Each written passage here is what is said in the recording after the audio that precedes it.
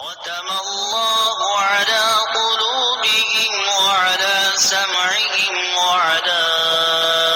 ابصارہم غشاوہ ولہم عذاب عظیم۔ ترجمہ: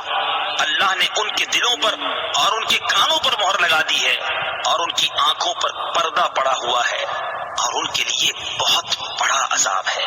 ختم اللہ، اللہ نے مہر لگا دی۔ تفسیر صراط الجنان میں ہے، ارشاد فرمایا کہ ان کافروں کا ایمان سے محروم رہنے کا سبب یہ ہے کہ اللہ تعالیٰ نے ان کے دلوں اور کانوں پر مہر لگا دی ہے، جس کی بنا پر یہ حق سمجھ سکتے ہیں، نہ حق سن سکتے ہیں اور نہ ہی اس سے نفع اٹھا سکتے ہیں، اور ان کی آنکھوں پر پردہ پڑا ہوا ہے، جس کی وجہ سے یہ اللہ تعالیٰ کی آیات اور اس کی وحدانیت کے دلائل دیکھ نہیں سکتے، اور ان کے لیے آخرت میں بہت بڑا عذاب ہے۔ بعض کافر ایمان سے محروم کیوں رہے؟ یہاں یہ بات یاد رکھیں کہ جو کافر ایمان سے محروم رہے ان پر ہدایت کی راہیں شروع سے بند نہ تھی،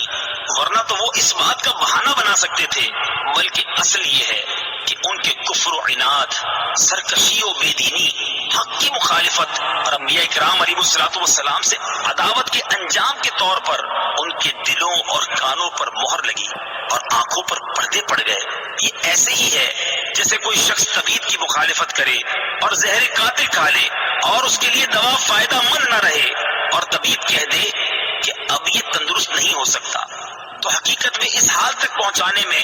اس آدمی کی اپنی کرتوتوں کا ہاتھ ہے، نہ کہ طبیب کے کہنے کا، لہذا وہ خود ہی ملامت کا مستحق ہے، طبیب پر اعتراض نہیں کر سکتا۔